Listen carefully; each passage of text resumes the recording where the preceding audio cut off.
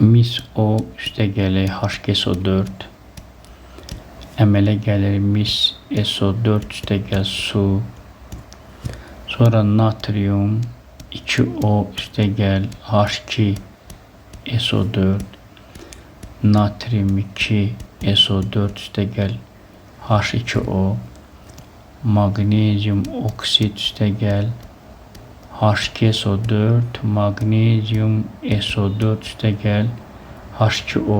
Əmsallaşdırmağa deməli ehtiyac yoxdur. Fikir verirsinizsə, bu oksitlərin kütləsi 59'dur, duzların kütləsi 139'dur. Yəni fərq 139 çıx 59. 139'dan 59 çıxanda və 139 çıx 59 fərq deməli 80 eləyir. 80 fərq eləyir. 80 fərq olanda nə qədər su alınıb bilinmir. Amma indi gəlin burada baxaq. Oksitlərin və duzların kütlə fərqi. Mis SO4 160'dır. Deməli natrium sulfat 142'dir. Magnezyum sulfat isə deməli 120'dir. Yəni 422 duzlardır.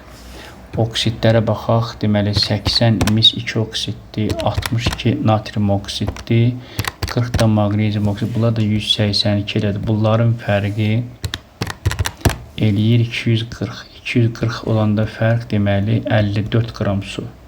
Buradan da bundan bu gedir ixtisara 3, bundan bu gedir ixtisara 18 qram eləyir.